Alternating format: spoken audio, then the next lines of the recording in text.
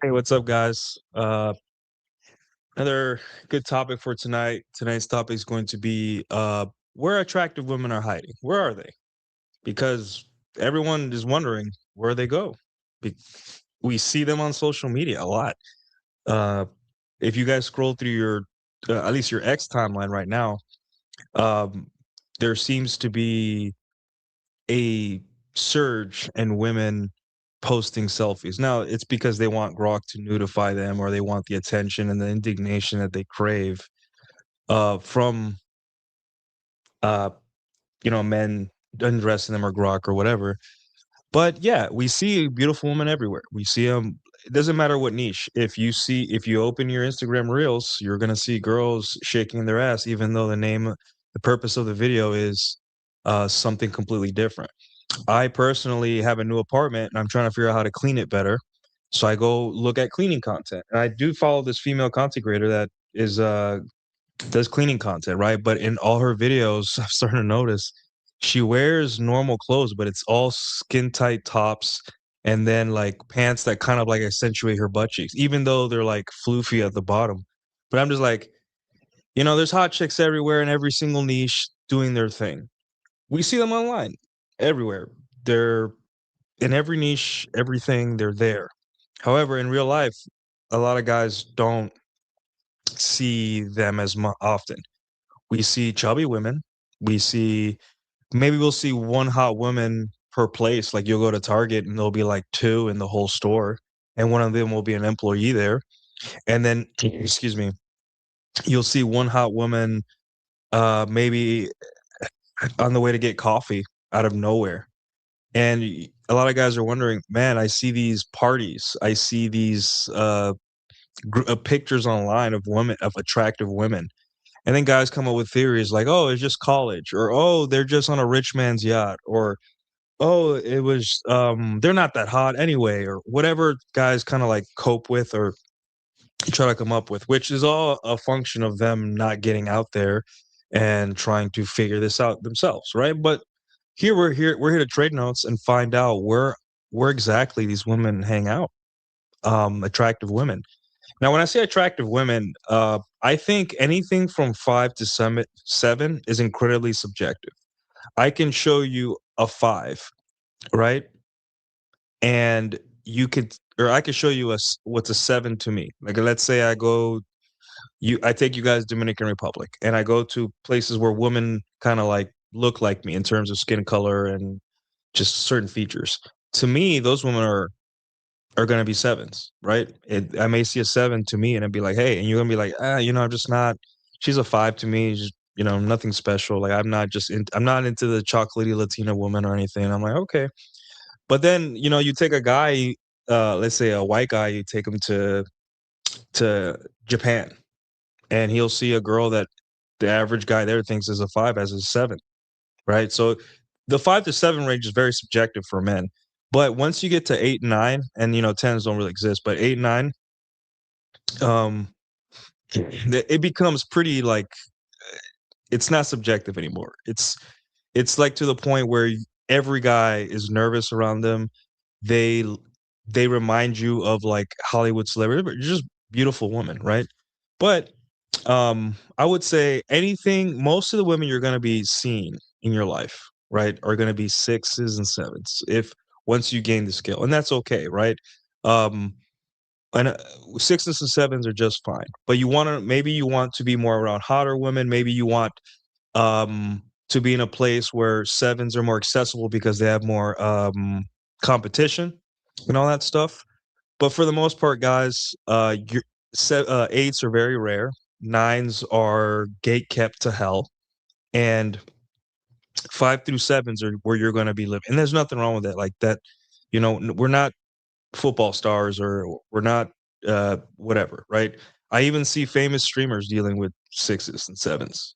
Affluent rich people here in Dallas, they marry affluent sixes and sevens, right? Girls that are thin, maybe not the prettiest, right? But also you want to be in places, or at least you want to experience places with more beautiful women because it helps your game to be surrounded by beautiful women, and also you get to see it for yourself. A lot of people have theories about prettier women, and they inject it with their own ego and their own lack of experience with beautiful women. So if you get to go out there and experience it yourself and be around them and at least interact with them and stuff like that, you'll find a lot of things that people online aren't telling you. Well, I'm here to tell you, but still, that doesn't mean take it from me. Go out there and use this not to not to confirm my theories on hot women, but for you guys to kind of see what it is and you guys can experience it yourself. So, uh, let me say hi to a couple people in the chat. For the guys that are new here, Sundays, 9 p.m., I do a stream. Usually it's actionable dating information. Sometimes it's red pill. During the week, I may do some social commentary. And then on Saturdays, I do Rule Zero if I'm available on Saturday mornings. Rule Zero is more like a flagship, bare bones uh, red pill show where we talk about basics and fundamentals. But Sundays at 9 p.m. is my actionable dating stuff where you guys can take this and actually use it directly into your own lives, right? So yeah, nice to see you guys. If you guys are on Twitter, you guys are welcome to come to YouTube, like and subscribe. But if you guys are comfortable on Twitter, that's fine too. Sidehound Siege, how you doing, sir? Um, Jack Napier knows how you doing. Yeah, we're doing fine. Talking about new game. Good evening. Hey, what's up, X? I'm writing a cybersecurity substack for all those who want to get into it. Man, I've been toying with that. Do you think I would be a good candidate? I was a former nuke. I've been wanting to get into cybersecurity, but if you could write that and light the way, at least you know, give me. I mean, I can look up content on what it takes, but it's better if a buddy does it, right? Sometimes I feel like I want to change careers, but we'll see. Um, Persona games to get. Yeah, a lot of you guys are already commenting.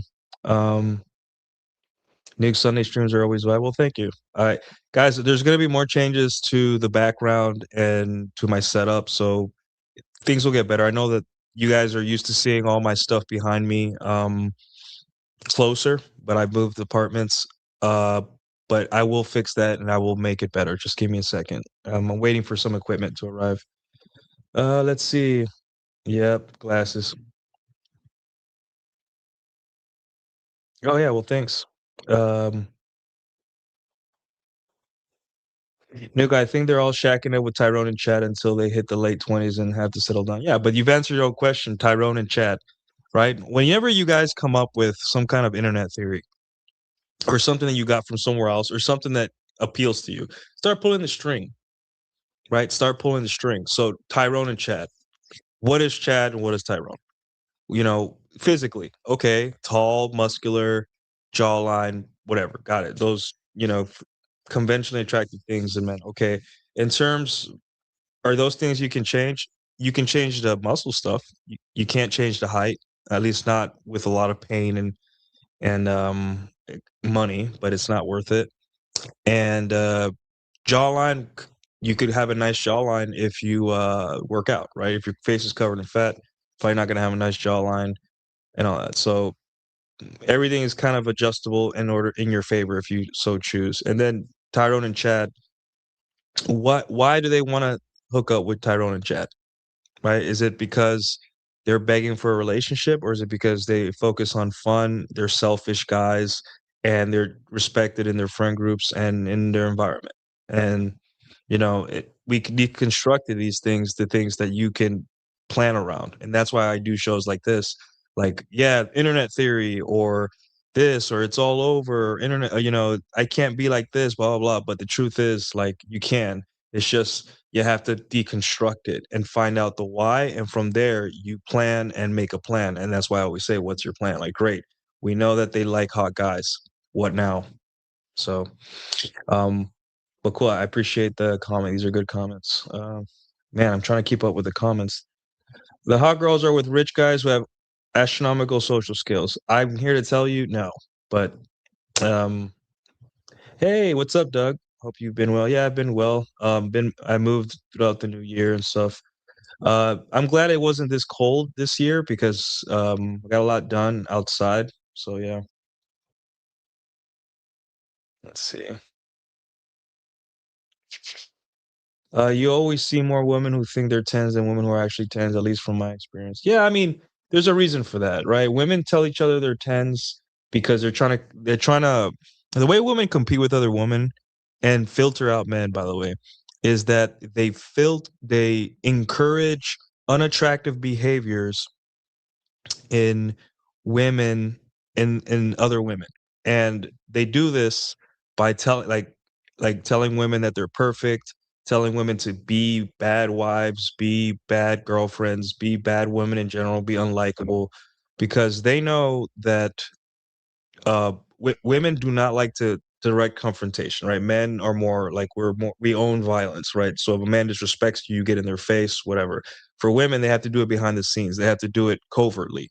So the way women compete with each other is by encouraging unattractive behaviors in women. Like if she has a fat friend, you're beautiful the way you are, queen. When in reality, no, you're not.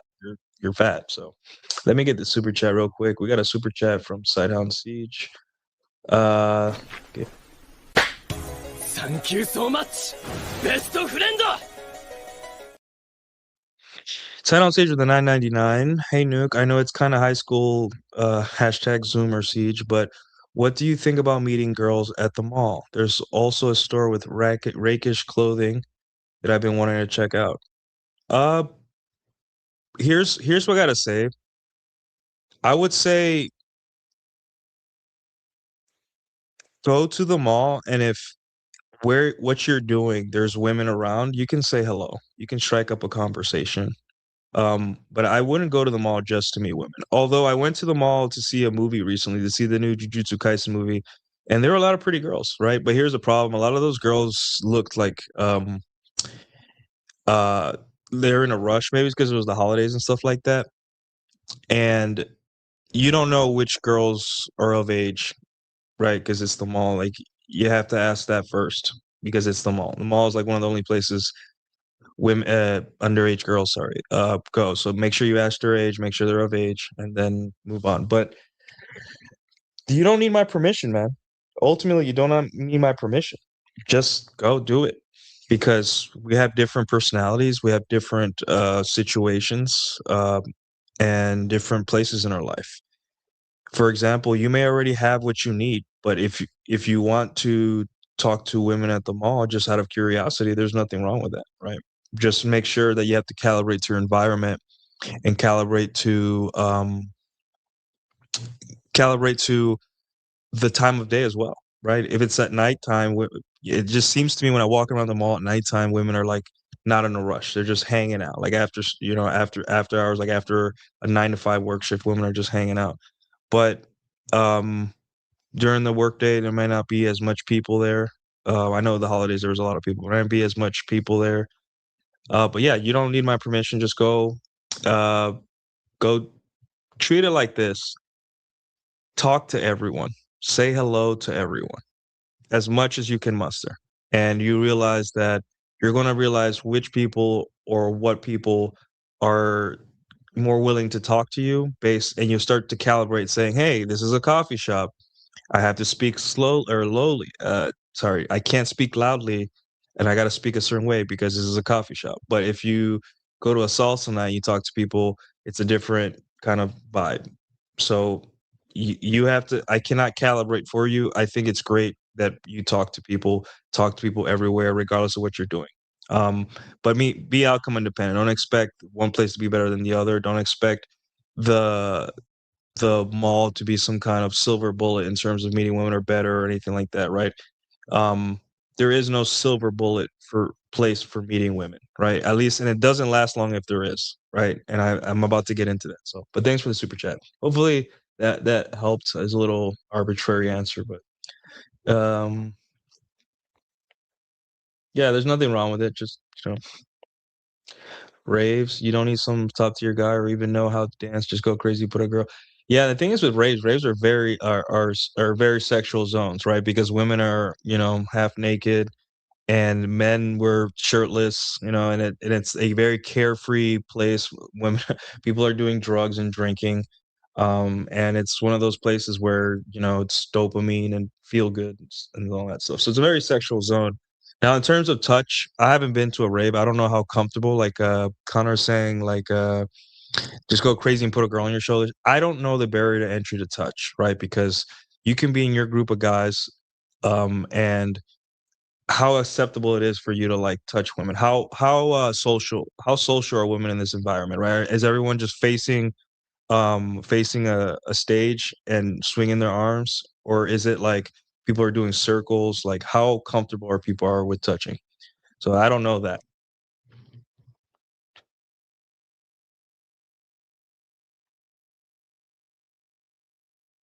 For 32 degrees, man. No thanks. Let's see. I used to go to raves all the time. It's a great place to meet women. The problem is that there are way too many Yeah, that's the problem here. Like malls, places where younger women are allowed, like underage girls are allowed to go, are places that you might not want to be drunk. You might not want to just talk, start talking to every girl. And if you do, be sober as you can muster, and ask their age first right away, just so you can stay out of trouble. It's not worth it. Just be careful. I don't want anyone to get in trouble. I know you guys mean well, but you know, so hey, what's up, man? Yeah, that's what I'm saying. Like it's you don't want to go to jail or in trouble just because you made an honest mistake and didn't ask a girl if she was of age or something. So, exalted example with the $5. Let me give you one of these, sir. Thank you so much, best friend! Your song is so fire. I can only find some whack SoundCloud rapper in it. Where did you get the instrumental? Uh, give me a second. I will send it. I will put it in the chat. The intro song is found it like 2 years ago. It's great. I love it. I just go on. I don't really listen to mainstream music too much anymore. I listen to like uh DJs on or like yeah DJs on YouTube making up their own tracks because I'm tired of like the saturation or just the vibe of mainstream music. It doesn't speak to me anymore. So but if you give me some time, I could find it. Maybe when I take a break, I can find it in my it's just buried somewhere deep in my computer. So yeah, all right. Yeah, and see that's the thing. Like I don't want to be in a place where there's underage girls in lingerie. I just don't. Right. Hopefully there's some kind of like wristband or something. Maybe I don't know, but it's just yeah. No more remixes. Yeah. So where were we? So hot women. You don't see they're everywhere on social media. They're on our screens. They're taking off our clothes. Their clothes for a couple likes. Um, and then if you do see hot women in real life, they walk into a room and they're the only hot women there, and then all the men change, kind of look. Like everyone's staring at her and is like, "Wow, this girl's beautiful," right? And that is a product of there's just not no other hot girls in that place. It's just her. So everyone worships her and looks at her and gives her attention and buys her drinks if it's a bar, club, or lounge. So yeah, or you see them in places where hot women are working, like bottle service girls, or sadly, if you go to a strip club, you probably even strippers aren't even that hot, right? I see like funny stripper content on my timeline. They use them to like promote products for other things, and I'm like, this is it. So not even hot. Strippers aren't even that hot, at least from what I've seen from Instagram. But yeah, they seem rare, but um this makes men feel like hot women never leave their house, and this also makes men feel like the city where they're at, right? If you live in a city, there's no hot women, right? And people will say like all the hot women are in Miami. I'm like, all of them? All of them go to Miami? All of them said, okay, we're all gonna go to Miami or New York or LA, right? And it's just like, okay, so there's was it 300 something million people, 330 million people in this country. Maybe one third is women from 18 to 44, and all of them are in these three cities. That's impossible, right? So there are hot women everywhere. Are there higher concentrations of hot women in other places? Yes. But if you live in a city above 500,000 people, there are hot women, right? Maybe even cities with 250,000 people. Anything below that, I think, like where I used to live in Texas when I first came here, good luck. You're gonna find, sixes and sevens, but the hot chicks are probably gonna be employed at, you know, uh, the clubs and bars in those cities and whatever. Or they're not even gonna live there. They're just gonna work there or something. Hold on, I got a hair. I think it's my girlfriend's hair. Yeah. Jeez. Anyways, yes, we got $10 from Doug MPA. Thank you so much, best friend! Doug MPA with the $10. Location is key. You will see 7 and 8s on the regular if you live in Las Vegas, LA, or Miami. I grew up in Seattle, never saw an 8 until I moved off to Vegas for college. Seattle 10 is a Vegas. Yeah. And there's another thing we're gonna talk about is that competition breeds better women. In places where the competition is fierce, there's gonna be, and that's where you want to be.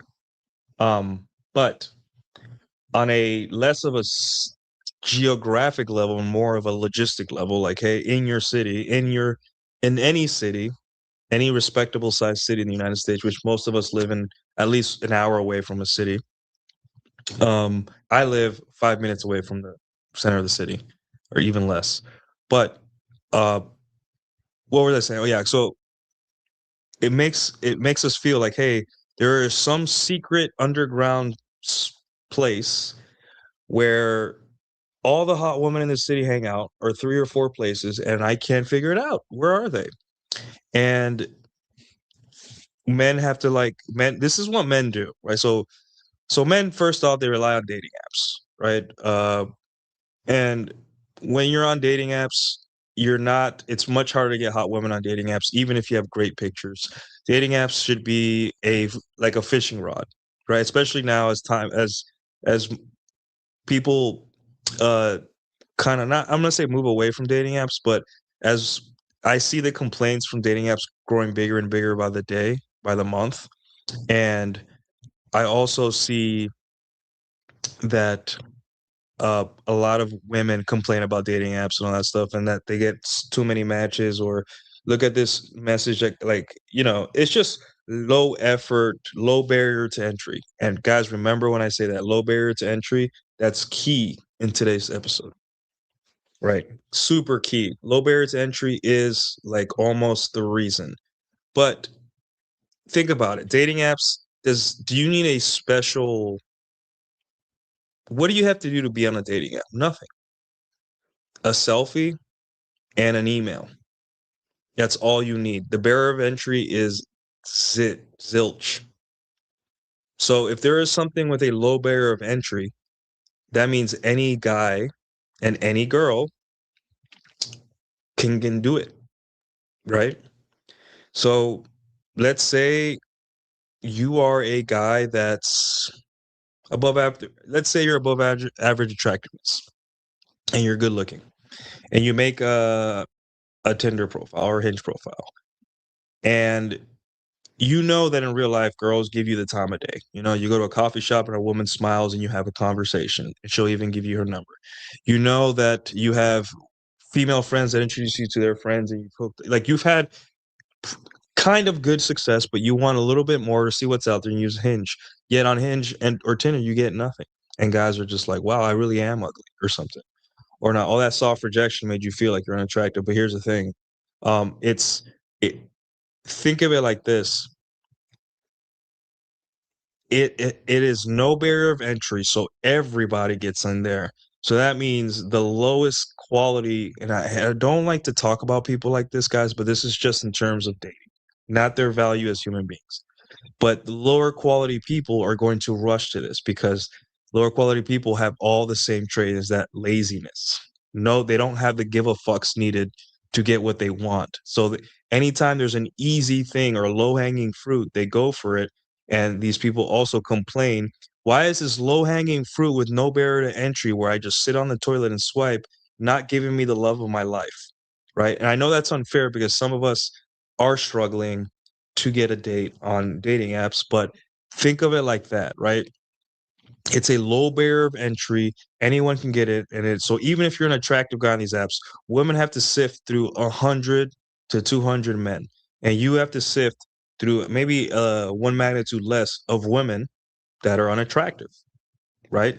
That aren't good looking, that you're not interested in, and the only reason you swipe is because hey, I need something.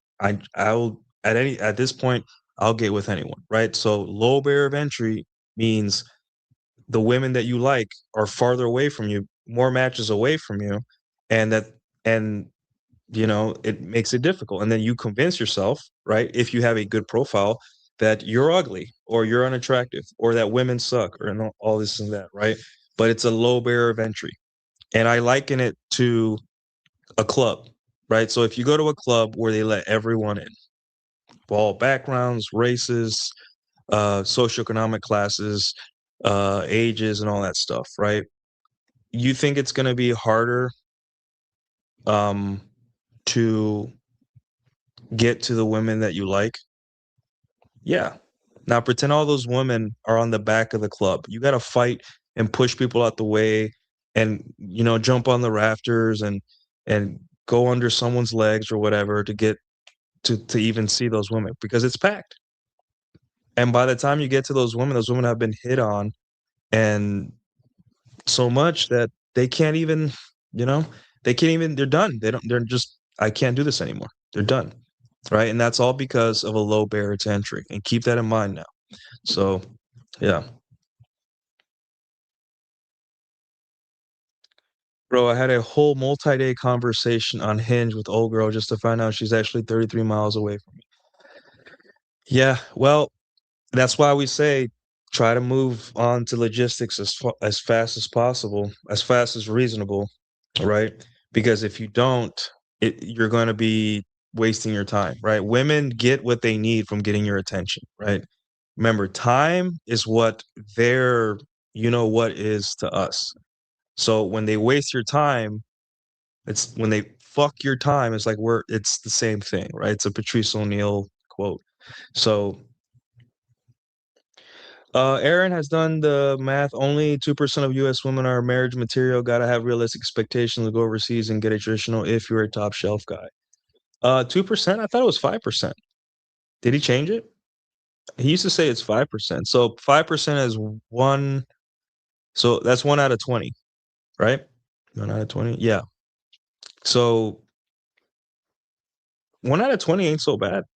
You can find a girl like that in a year, right? If it's 2%, then it's um let's see, 1 out of 50. That will take you a couple years, right? If Clary is correct. But if it's what he used to say, then 1 out of 20 is not bad. So yeah. Move to com move to logistics as fast as possible. Great, you cool. Thanks for pictures of your dog. Cool, thanks telling me about your job and cool. This is what your day was about. Listen, I found a place that's your vibe. When are you available? Or, hey, I'm free this day. Let's meet up. And if there's any hesitation or any I don't know or like a pause, a 4 hour pause in the conversation, then she's not interested, right? She just wants to flirt with guys or get attention or whatever. So now that you know this, though, just shoot it out there like, hey, come to the city or come to where I'm at. I know a place that's your vibe. We can have some fun and see what she says, right? Yeah, shit or get off the phone. Yeah.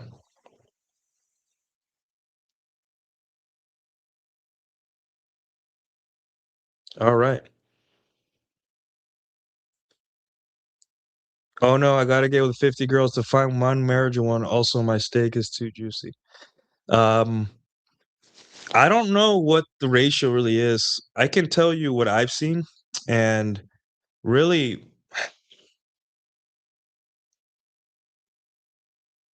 most most of these women would be that I've dated, like they would be good women to guys with strong boundaries, right?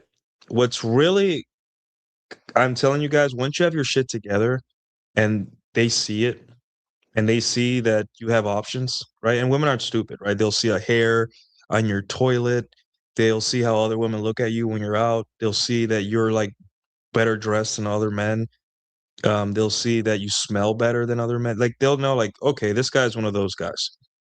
Um, it's not the fact, it's not the fact that they don't want to be with you because they think they're better than you, right? And this is hard for a lot of men to kind of because we want to be kind of like victims or we want to be mad at women. It's just because you're just not a good bet for a long-term relationship. Their biggest fear is male expectation, and a guy with options can replace her, right? If you're a guy that can replace her, and you don't mean to, that's not like you're like, if this bitch does this, I'll replace her, right? But that's what the feeling she gets, right? She needs to get with a guy where she has a little bit of control. Women are neurotic. Oftentimes you'll find, why is this girl who's like one or two notches below me, having sex with me, but isn't obsessed with me? Well, that's because she's able to disconnect and be like, okay, this guy's for fun until I find my boyfriend, right? And that's what a situationship is. It's like a guy she sees um until she finds her boyfriend.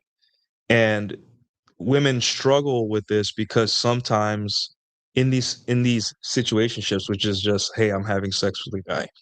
Um, Women are emotional creatures, and sometimes you also accidentally fill the beta side of that she needs from a boyfriend.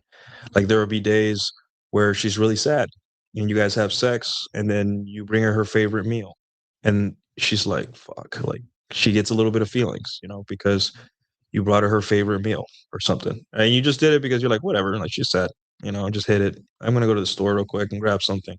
So, that's why women have this they're constantly fighting falling for you, and that's what the situationship is. It's just you're a placeholder until, she finds her boyfriend, so yeah. Okay, cool.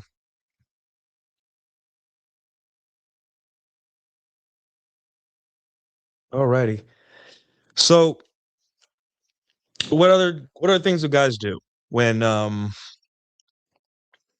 when they're, trying to find these hot women or looking for women? They rely on places they frequent often, right? What is your average dude, bro? What does he do? The gym, maybe he goes to the grocery store, Target, maybe he goes to the park and all that stuff. Maybe he goes, who knows, I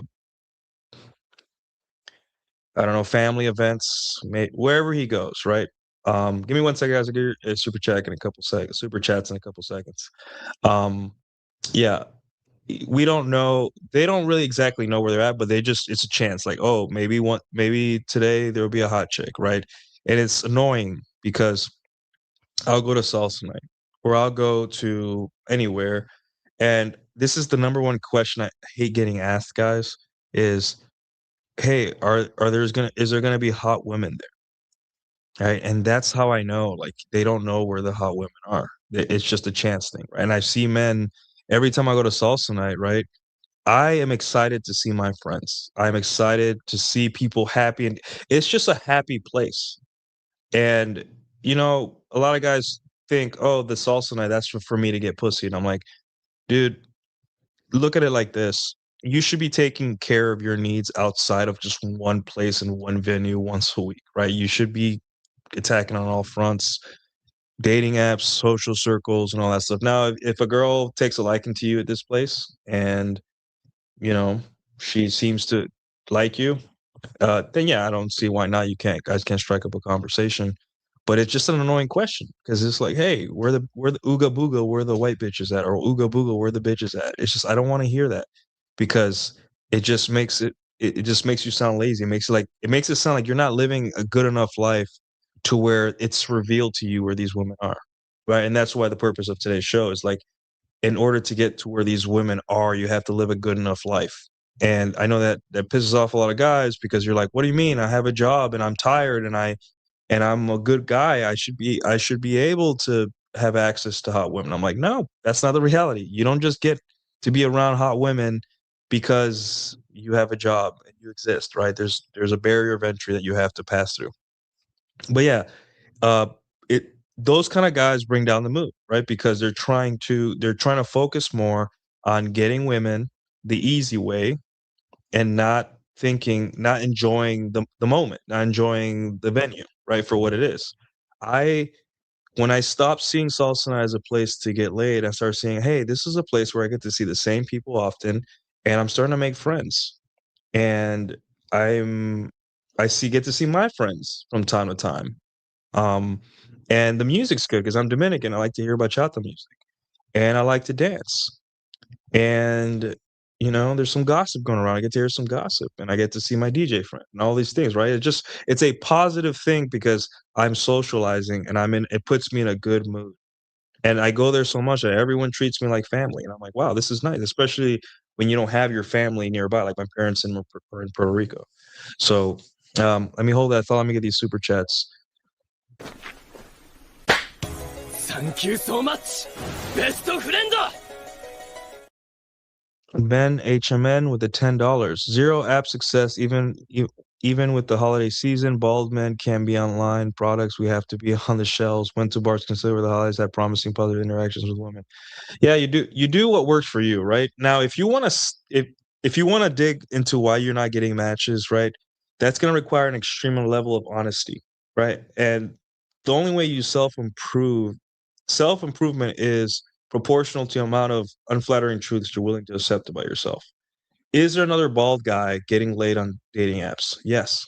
I know because I have a friend, he's bald. He lives one floor below me and he's doing just fine and he's bald, right? So that's not why. That's not why.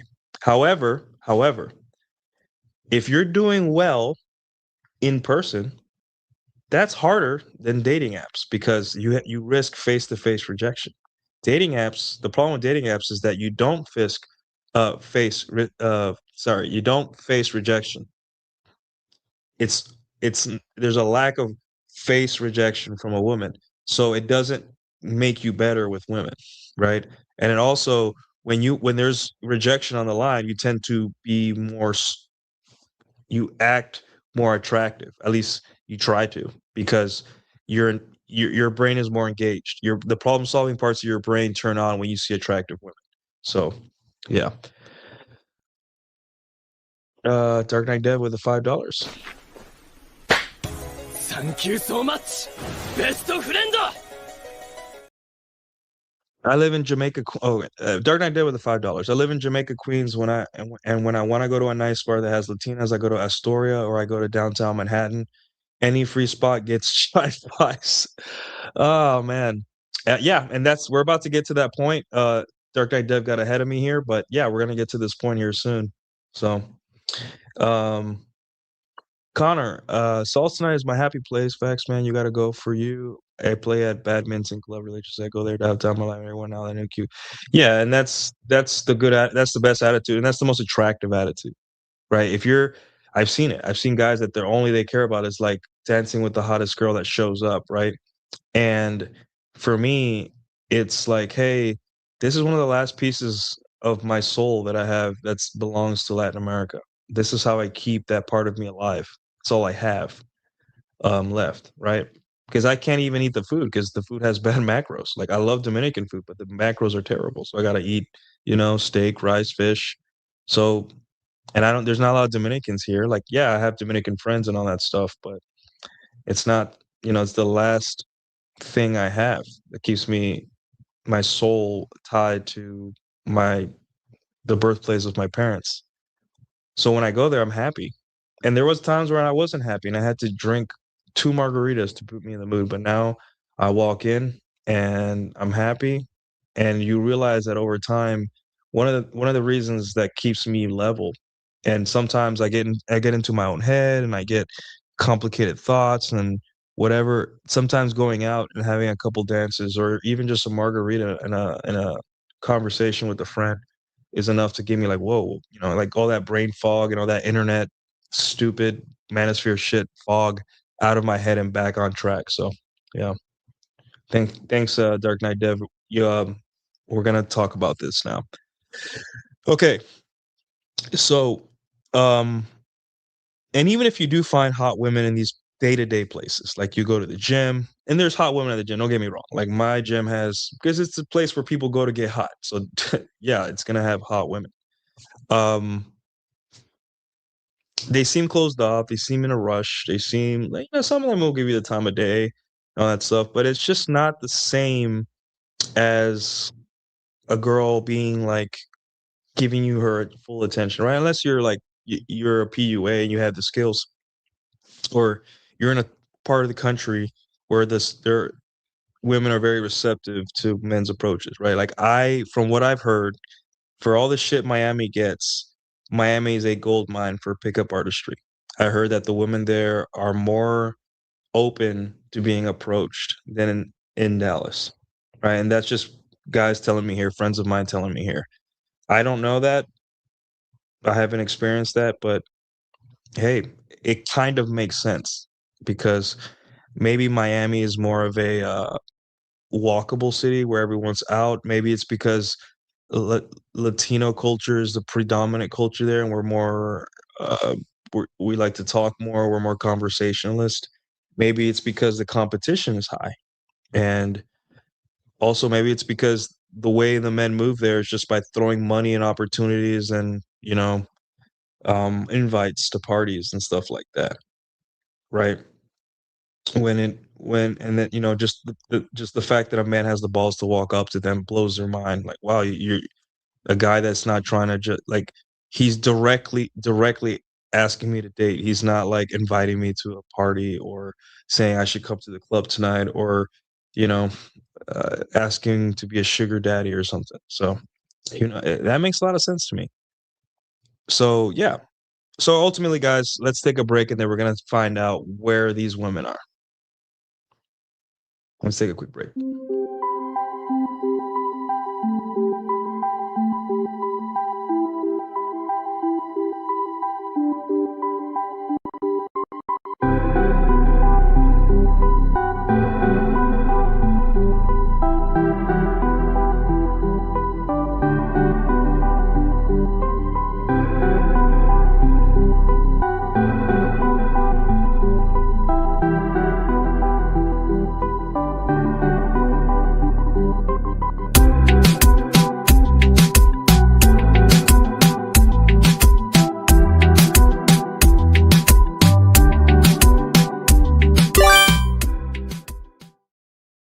All righty. Quick break. All right. So, um, where are the hot women? And I'm here to tell you the hot women are wherever there is a barrier to entry where average women and men cannot get in. And I can give you examples. So, I'll give you examples of barriers to entry, right? Um, money, knowing people, like social connections, dress, and then like there's certain skills, right? Like I don't consider Salsa Night very super classy where I go on Wednesdays. However, if you don't know how to dance salsa, you're not gonna have fun. You're not gonna be there, right? Everyone that's not dancing is bored out of their fucking mind, and they're probably not gonna come back, or they're out the way. They're in the corner. They're just not even participating. They're just whatever. And anytime I see a group of people that don't know how to dance or overwhelmed, they just leave immediately within 20 minutes. They're like, "This is not for me." Um, so or a sport like, hey, like pickleball or tennis, right? Uh, Hobbies, I don't know, whatever, what have you, right? Wherever there's a barrier to entry, the quality is going to increase. Now, the amount of that barrier could, the bigger it is, the more likely you'll have hotter women there. So, for example, if the barrier is money, here's how I see it. The lowest I've paid to get in a club in Dallas, like the lowest, has been $10. I used to go, or was it $10? So long ago. I used to on Saturday nights. I used to go see a live salsa band, and I would go, and the barrier of entry was $10, and you had to also be not wearing certain clothes, right? Like you can't go in there in shorts, khakis. You can't go in a shirt. You had to look business casual or slightly below business casual to go. So lo and behold, it was only $10, right? But you had to dress well, and most average dorks and most, you know, don't have a blazer, don't have a suit, don't have well-fitting pants, don't have anything. They just, you know, they just don't have any of that, so they can't go to these places. So that cuts out a lot of people in between you and women, and then women of all sizes have dresses. So it doesn't solve that part of the equation where like where there's still an attractive women that go there. But as you see, guys, just by adding a dress code and an entrance fee, you're already getting rid of so many guys, right? So any place with a barrier of entry has uh will increase the quality of women there. It may not be by much, right? But for example, over New Year's, I went to a party that cost me around $300 to get in. Now, was it worth every dollar? Absolutely. They brought out a bluefin tuna, a giant tuna. They set it, and these Japanese chefs started cutting it up and making sashimi out of it. We were eating sashimi all night. And then it was open bars, and we were having dirty martinis and these like special margarita. They were delicious. It was awesome night. The music wasn't like really ratchet or ghetto. It was like, like Miami pool music, right? Um, but here's what I noticed this is the most I've ever paid to get into a party. Uh, the level of respect the staff gave me when I arrived. They were very nice to me.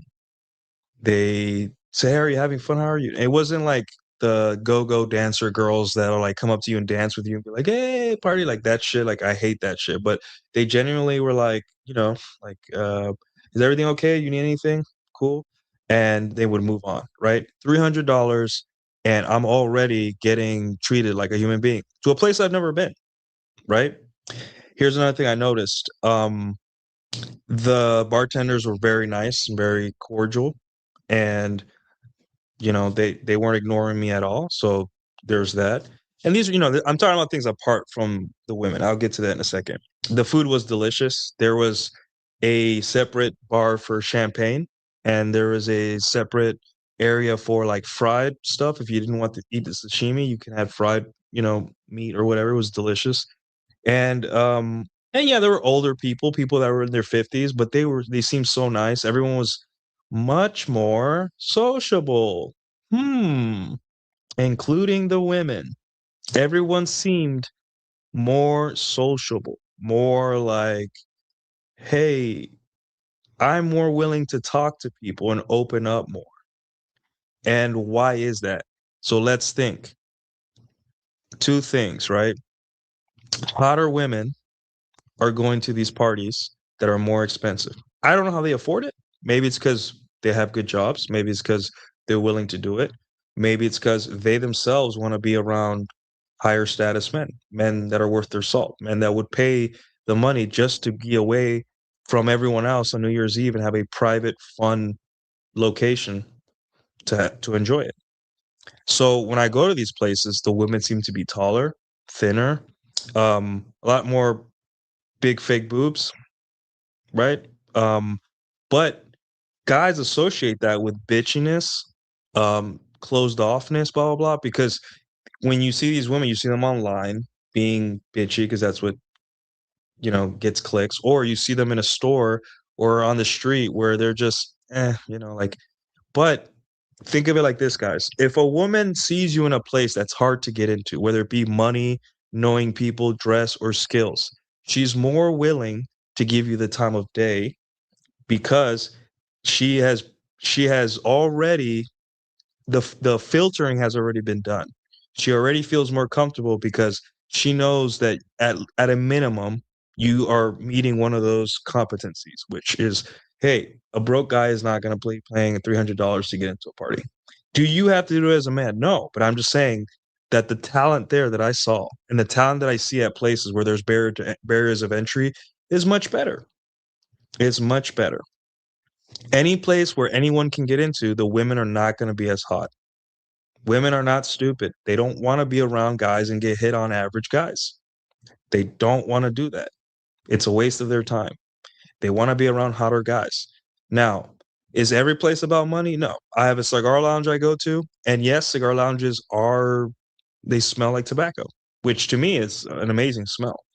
But when I go to these places, there's Maseratis parked outside, there's Porsches, Beamers, and me and my friends, I usually Uber. I drive a truck, so I'm like, I'm not.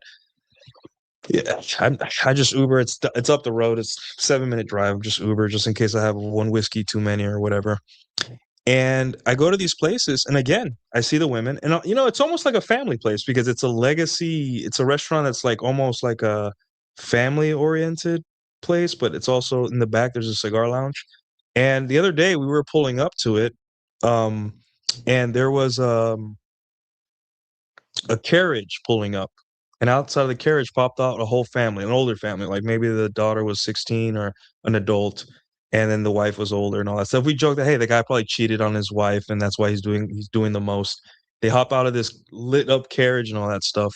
But as you look around, it just seems like the quality of people are classier. The women are more attractive, thinner, and also every time I go there, like they make a pass at my friends, the women, right? They're very more sociable, more open. Why? Because this place, there's a high probability that the guys that she talked to are higher status, have more money, are more charming, dress better, are just higher performing men. And that's what I'm saying, guys. This is why barriers of entry help you in meeting more attractive women because women do not want to be hit on by average men. They don't like it, right? That's why game um hold on. Sorry. That's why game is designed around you creating instant status to the girl. She doesn't like roll her eyes and be like, who is this guy? That's why it you have to with with game, that's the point of game. So um yeah, high tick yeah, dude, it was worth every dollar and I've never paid that much to get in anywhere. Not even Disney World. But I the minute I stepped in, the way these women talked to me, it was like I was treated with such dignity and everyone was so sociable. And it just felt like I was at a wedding where I knew the groom. There you go. It felt like I was at a wedding where I knew the groom. And honestly, a wedding is sort of like a high barrier of entry kind of deal, right? The closer you are to the groom or the bride, um, the more likely you'll get attention from hot chicks and all that stuff because you created status in a place where no one knows who's who. So yeah, Disney World is whack though. Yeah, yeah, you get what you pay for, I guess. Yeah, and this is what I'm saying. Uh, I can go on and on about what I've noticed. there's another place I used to go to, and it was on Fridays, and it was almost like an underground place where it was like a Mexican style bar and speakeasy, but the it was very classy. Like it was very well decorated, very clean. Out of the way, it was like on a second floor of a parking lot, underground, like a second level. And the bouncers all had suits and all that stuff. And I would go there to dance also on or in bachata on Fridays. And there was no money that you had to pay, but there was dress and skill, right? So if you're not a dancer and you don't have if you're not a guy that can dress well, then you have no business being there. The bouncers won't let you in, and you won't have fun. You'll be on the sidelines, and you probably won't ever come back, right? And then you'll hear the music, and you're like, "Where's the hip hop? Where's the techno? You know, where's the Drake? Why are they playing bachata? What is this?" So I would go there, and yeah, I had that place on lockdown. I knew the DJ, and after the bouncers knew who my girlfriend was, and I got treated 10 times like even much better, right? I almost felt like I had personal security there, and I tipped well, so basically I was like royalty there, treated very well. So barrier of entry there wasn't exactly money because I didn't get I don't have to pay for anything, but it was dress and skills, right? So there's different barriers to entries. And what does this all require, guys? What does this all require? It requires you having to be better. But hear me out. A lot of you can't afford to go to more expensive places, like a high ticket New Year's party or a place where it's classy dancing. If that's your thing, why not? Why don't you? Why don't you? A lot of guys, it's because they just don't know, right? They're still following the old school, you'll meet a girl at the library or you meet a girl at Target. Or they're still following or they're just entitled. They think like I don't have to, why do I have to be better? Like I'm already me. And it's not about being better, it's about being strategic. It's about stretching your money, your time, your clothes, and your skills to work for you as best you can, right? There's guys that'll spend $300 on dumb shit, right? But if you spend $300 and have generally a great time with friends and attractive women are talking to you, right? I was at that party and a woman put her hand on my suit. I was just dancing. I was just, doing my thing dancing. And she put her hand on my suit and looked at me all flirty. And I was just like, okay. But then I looked around, I'm like, what was it the suit or anything? I'm like, no, not exactly. It's because she feels calm. She feels relaxed because she knows that everyone in here is not it has met a certain threshold that she wants in a man, right? So men want women that are well dressed, that aren't completely broke and aren't cheap. So I proved that just by standing there. And then add to the fact that, hey, I probably am better at game and have better aura, like as the young people say, than most men there already. So yeah, without even trying, I'm already having the best time. I'm dancing, I'm letting loose. I'm one of the only guys on the dance floor, and women are like, "Oh, this is what I've been looking for." And women don't really approach first. So here's the thing: why is it that when I go to places where there's no barrier to entry, even the less attractive women are bitchy, think they're better than me, um, act like mean, don't even reject you in a nice way, right? But why is it that when I go to places where there's a high barrier of entry, much more attractive women, objectively more attractive women, are nicer, more open, and ready to talk to you? And even if they don't like you, they don't, you know, they don't want to look bad in front of other people because it's a small place where, it's much more well connected. There's less people. So they don't want to absolutely be a bitch to you and all that stuff. So this is what I'm saying, guys. Like it works for you. The barrier of entry works for you because once you pass it, you've proven yourself to an extent to which the women are like, okay, cool, he's here, so that means he's important, or he's met a certain thing that I like about him. So, and that's why hot women go to these places. They don't want to be on dating apps all day and get average men saying, "Hey, what's up?" or "nice tits" or whatever constantly. Yeah, some women are okay with that because they understand, like, hey, this is what it is, you know. But women, more quality women, are gonna be, in classier places. This is an America thing. I don't know about other countries, but in America, this is how it is. And there are other places where I've seen attractive women, and there are barrier to entries, but realize that not sometimes barrier of entries are not enough. I paid $10 to go to a pool party once, and the women there were open to talking to me, but there were so many dudes there, and there were so many bitchy women who thought because they had rented a cabana, they were better than, just like the fake "I'm better than you" shit. And I was just like, almost, we're there. We have a pool party. It's a sexual zone. People are out in bikinis. Women are showing off their bodies, but there's just a lot of dudes here.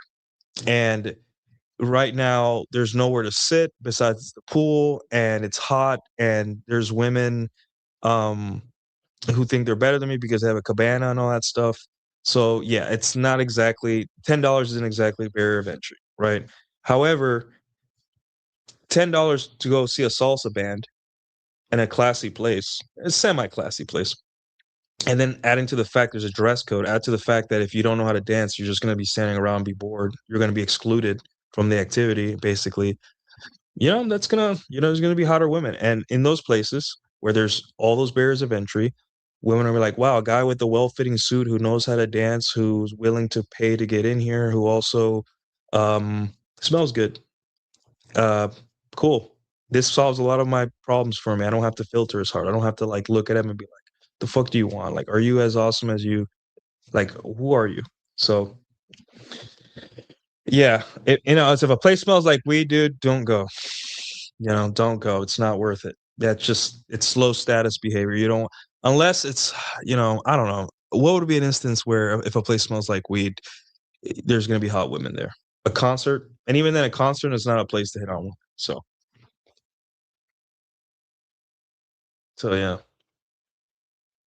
Be the bouncer, they get laid regularly. Yeah, I mean, situational jobs where it puts you around hot women constantly, yeah, but you have to work. You actually have a boss and you have to do it. So, uh, if you're young and you don't have a career that's taking up most of your time, yeah, bouncer, bouncer, fitness trainer, what's the other one?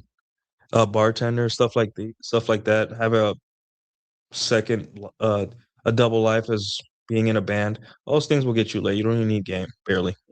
So but that requires a lot of amount of free time, and if you're willing to do it, sure. Yeah. So,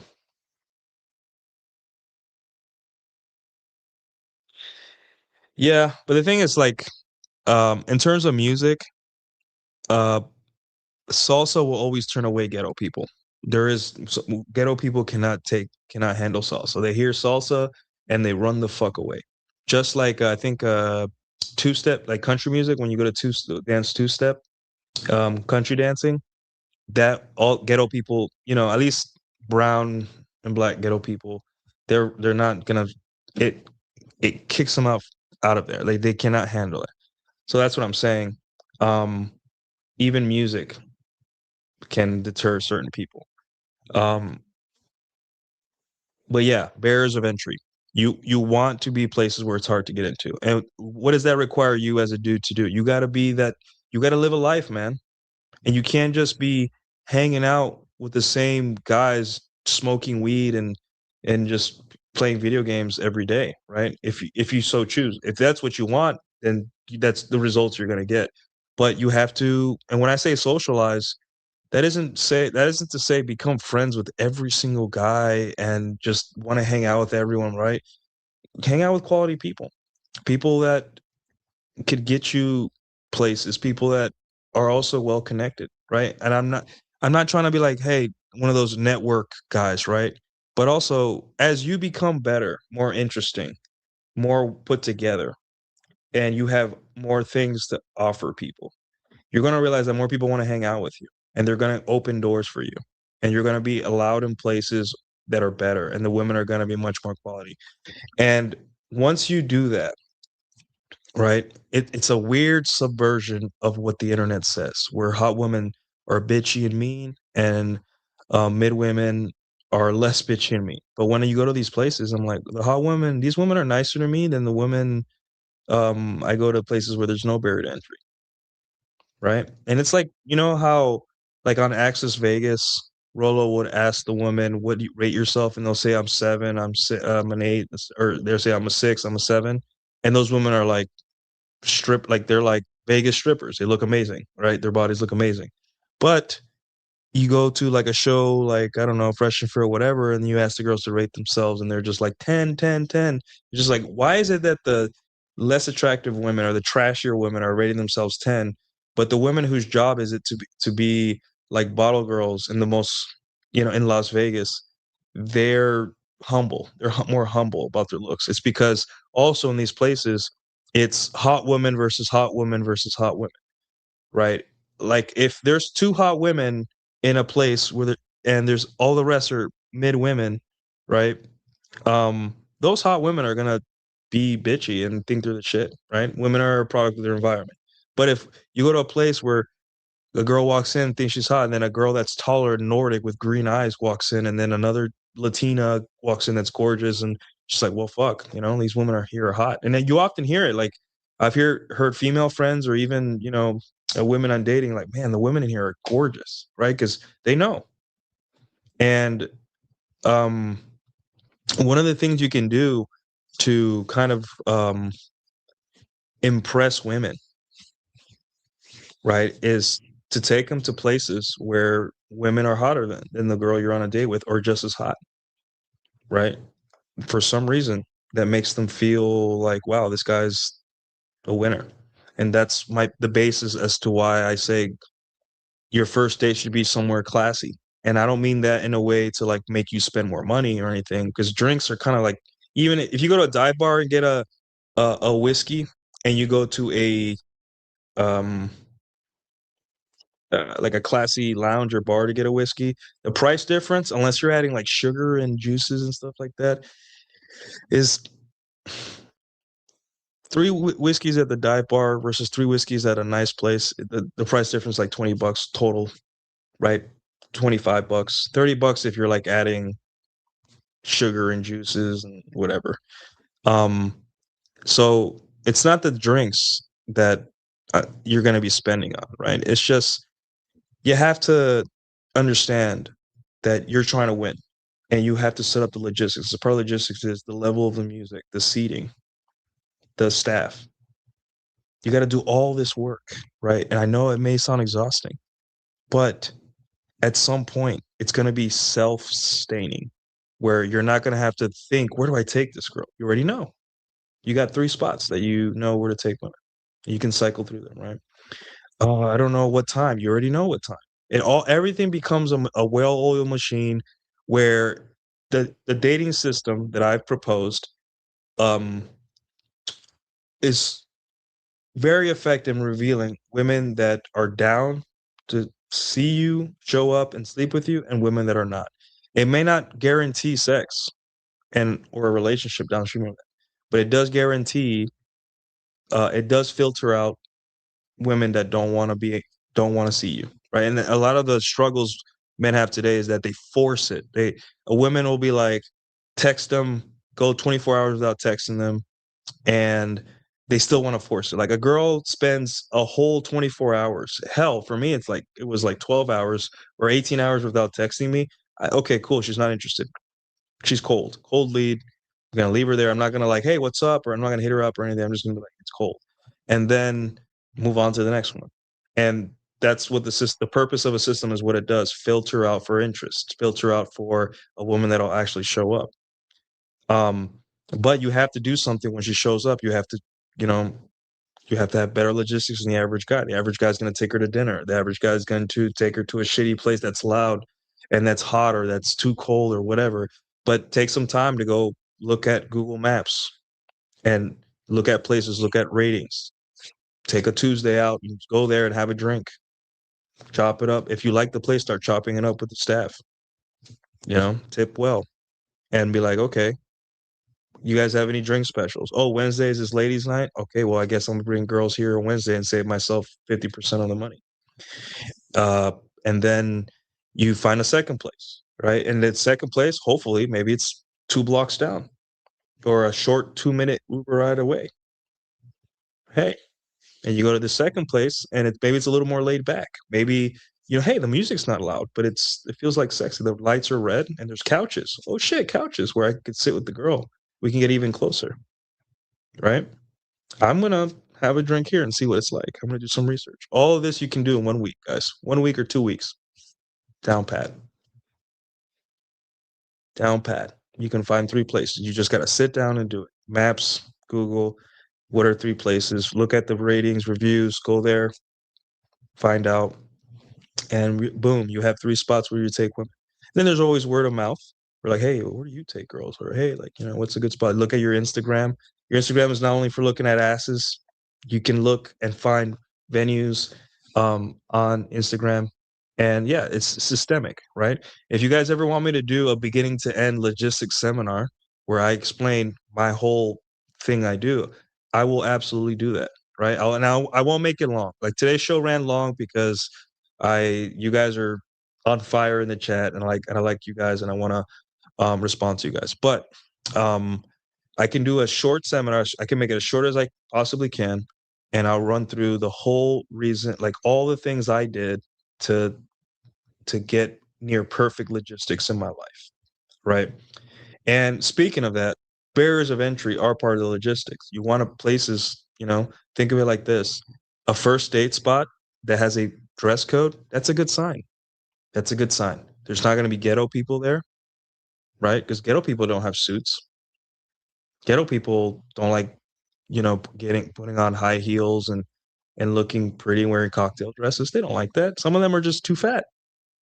Unattractive people don't want to go the extra mile. You filter out for lazy, unattractive people. So good. That's always a good sign. And also try to find a place like that for a first date venue.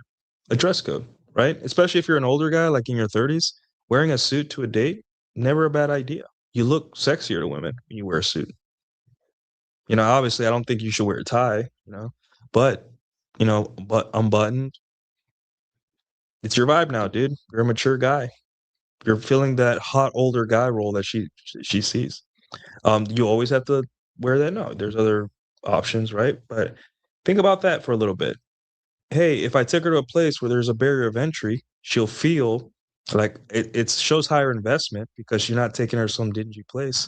And also, it filters out for the things that logistically would become in between you and connecting with the girl. If there's loud ghetto people in the spot, then you're going to have to talk over them, or she's going to feel like, weirded out or something, right?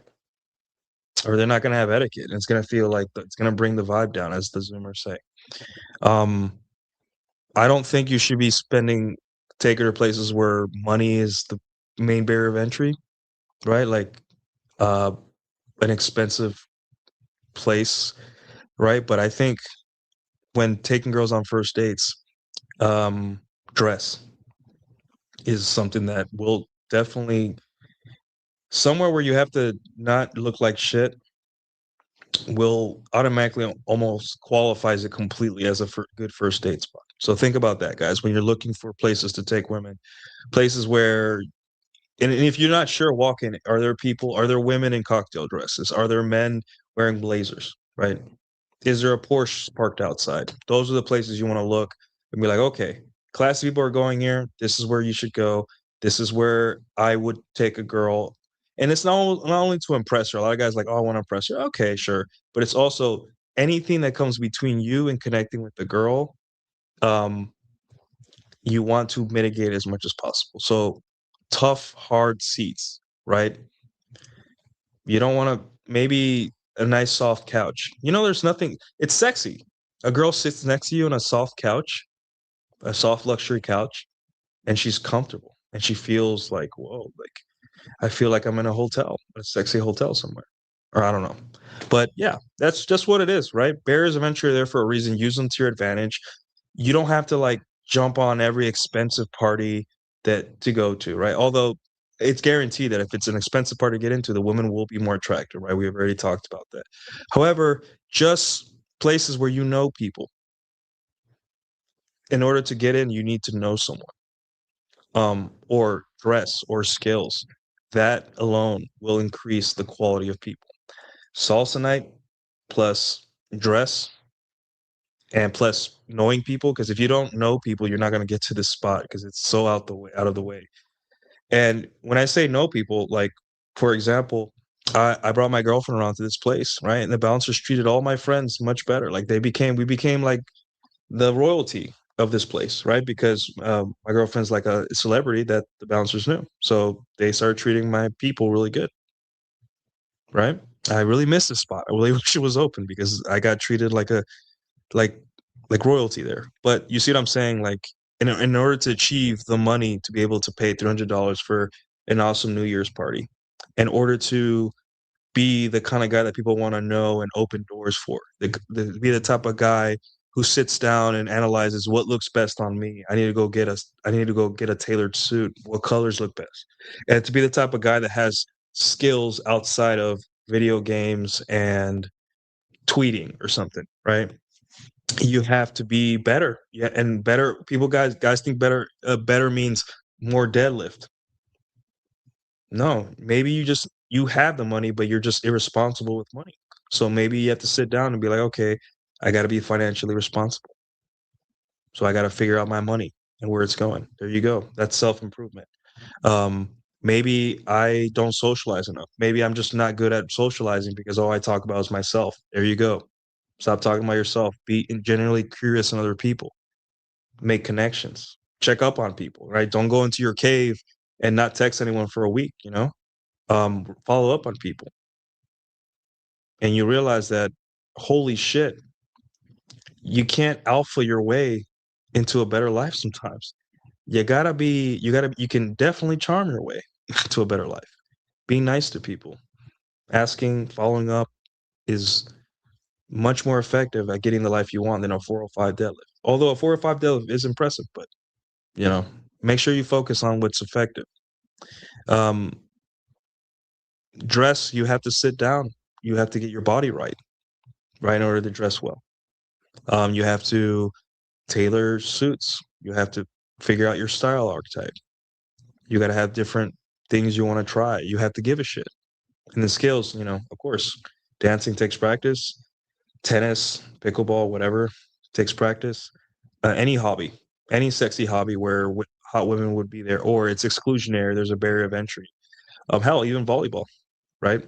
I went to a volleyball sand beach bar thing a couple years ago, and yeah, the women there were hot, really hot, because volleyball women are hot. Ask me how I know. I'm dating one, but they had really good bodies and legs, and these women were jumping and they were serious. It wasn't like they were all like dancing like flirty. Like they really liked to play volleyball. And in order to even be around these women and be competitive, you got to play volleyball too. You got to be in shape and you got to give a shit and play and practice and get in tournaments if that's your thing, right? If you're into sports. But you see what I'm saying? You can't just be at home complaining. You got to live a full life.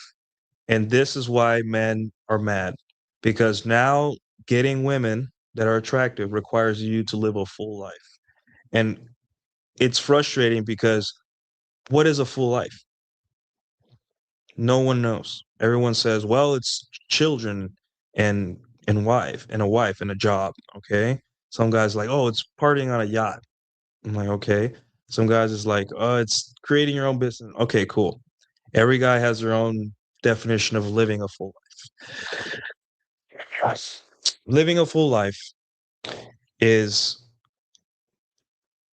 there is a part of it where you chase what you want, like your goals, right? But living a full life is also people. And that's one of the part of the equation that we keep, we want to be lone wolves. We don't want to interact with people. We want women to just notice us one day and get on our program, right? You have to get in the mix, immersion. I'm willing to bet a lot of PUAs that are frustrated right now on Twitter, and I see it all the time. These long posts about women suck. There's no sexual energy. they don't like you that much anymore. I'm like, bro, um, take a break from PUA and just live a full life. You know, stop making every opportunity to meet women, to talk to a woman sexual. Just have a normal life, make friends, even make a female friend. Just get in the mix, be friendly, have great friends, and you'll realize that honestly, the hottest, most attractive women I've been with was because people I knew. And then all my other competencies were already there. Like I knew how to dress. I have the money to live in a nice place. And honestly, the best thing you can do, especially America with crime problems, infrastructure problems, and the growing racial divide here in America, which is palpable now. Like I went to a Dave Chappelle show, and two of the final comedians, Dave Chappelle and Donnell Rawlings, which I like their comedy. I've been fans of theirs since I was like in high school. But um, a lot of the jokes were Charlie Kirk jokes, and I didn't know that the rest of the country was so cool, making fun of Charlie Kirk like that, even though he got brutally murdered, in front of his family, I think, and in front of kids. So it's like the racial divide in this country is getting so bad that you have no choice but to live in areas where people have a lot to lose, where people are focused on their careers and business and have a lot going for themselves, right? So the ultimate barrier to entry that you must consider is living in the nicest neighborhood you can afford, whether it be apartment or house. And there is a time in your life where you may have to save money, because you can't afford expensive rent. But the minute you can, right? Think of it like this. Let's say you live in the classy part of the downtown area of a city. Will you have to get in a car to go take your girl to take a girl out? You could just walk down the block. So you're going to be saving on Uber. You're going to be saving on gas because you don't have half the thing, or 75 to 80% of the things you needed a car for before. You just walk down the street and go get. There's beautiful women everywhere in these nicer places, right? Um, so you're going to be surrounded by hot women, and when you go to the pool or events around your sorry uh around your area, around your neighborhood, those hot women are going to be more likely to be nice to you and flirt with you, or even hell, even introduce their friends or something like that. Yeah, it's happened. So anywhere where there's a barrier of entry is going to produce hotter women. So yeah. Yeah. Yeah, I'm saying it's beautiful women, but you have to be in a place where she understands, or she has to know that you're not weird and that you're like not the average guy. And average could be many things, but it's usually men that are not around beautiful women. So, yes. Please drop the link to the song. Oh, thanks. Hey, what's up, Marty? I see you. Uh, Tech stop TSIT. It. I don't know what that means, but yeah, Google Maps is great. I mean, I think you have to download what's the one? Yelp, but yeah, and guys, like for what it's worth, trying out places is kind of fun. It solves your curiosity. You want to be there. Pay attention to Instagram. Stop worrying about the whole world and what Trump's doing and what China is doing and this, and go to your city and focus on what's happening in your city, and focus on new things that are opening. Focus on events. Focus on this. Focus on that. Be involved, because you can't live life waiting. You have to go do. You have to create opportunities for yourself. You got to be the man in the arena. Rock climbers, yep. Yeah, volleyball, dude, man. And I'm telling you, um, the the body that like volleyball makes women have really nice bodies.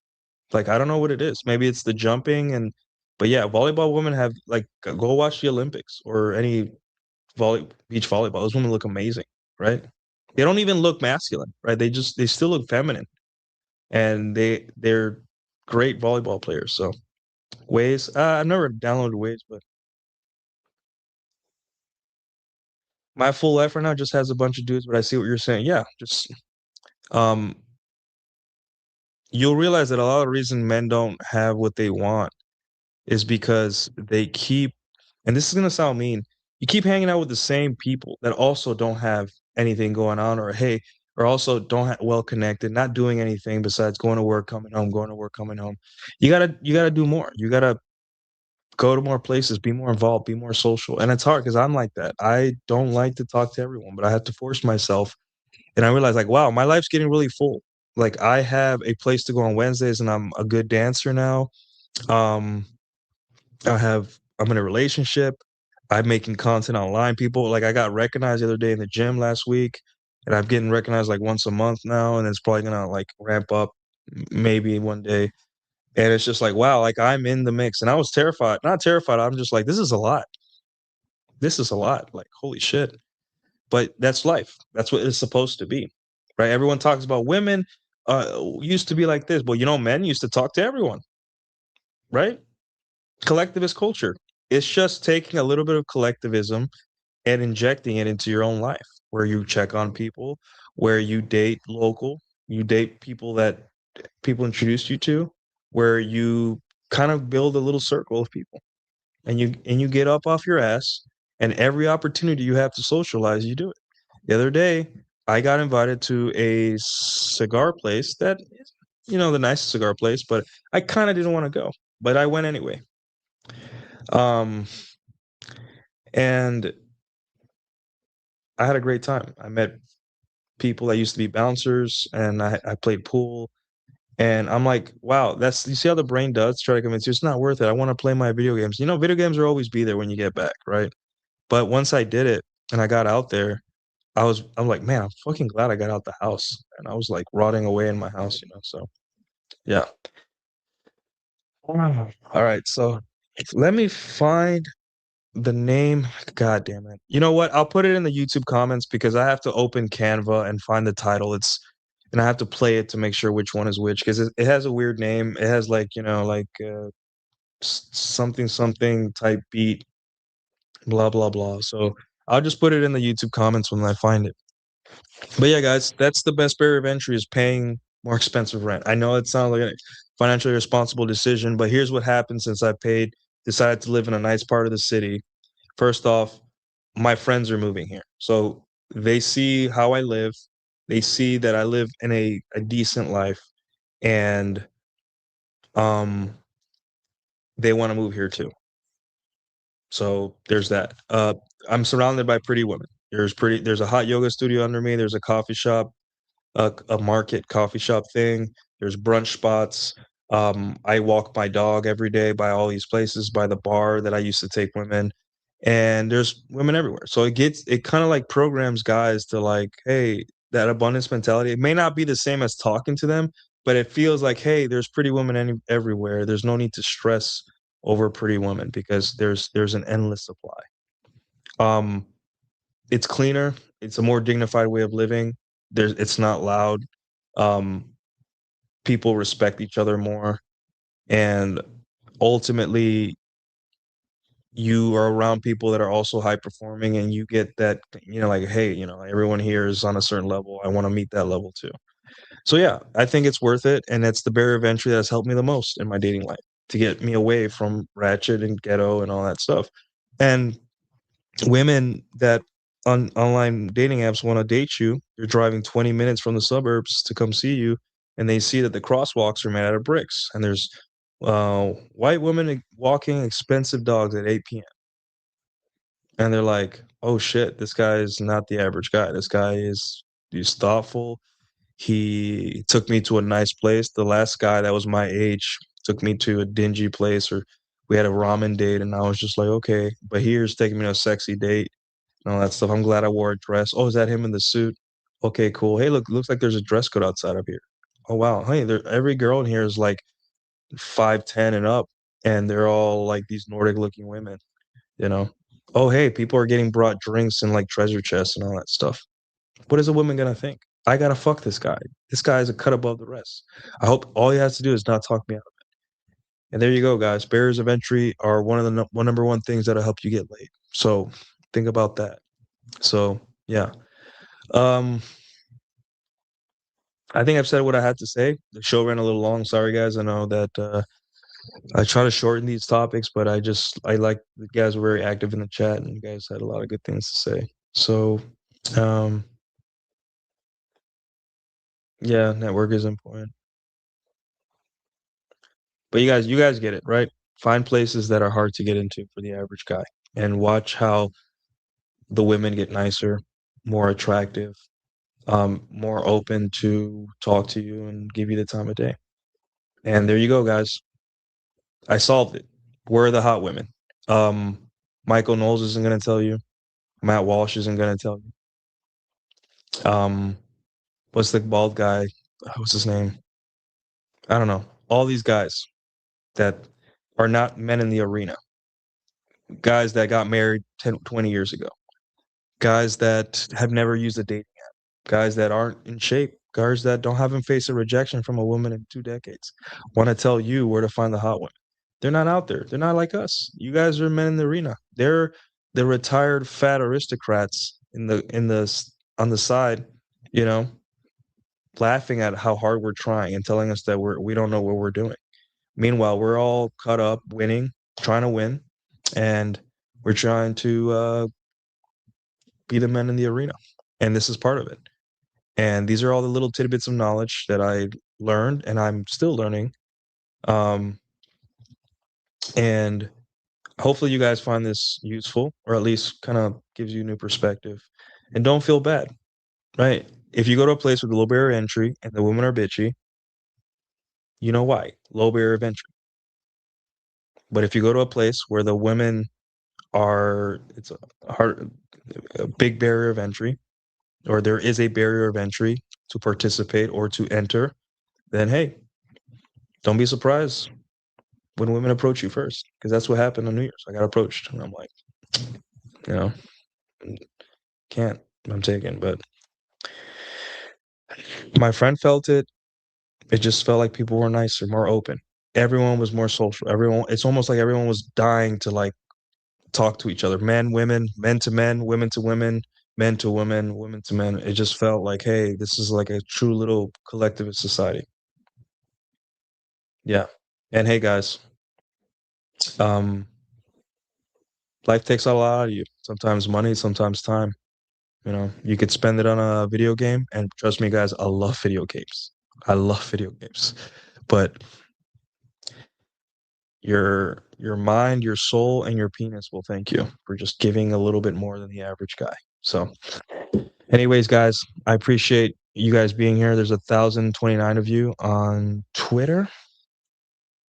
I would read some YouTube comments, but I think I've droned on long enough, and all that stuff. So, thank you guys for tuning in. Thank you guys for the super chats, and hopefully next time I have as good a topic. And I'm gonna get actionable, guys. Enough with, and I mean, I get it. Like during the week, I'll do social commentary, red pill stuff, but let's focus on data. Let's focus on getting you guys the right information, and you guys give me the right information. Maybe you guys know something I don't. So, you guys have a good night, and thank you for tuning in.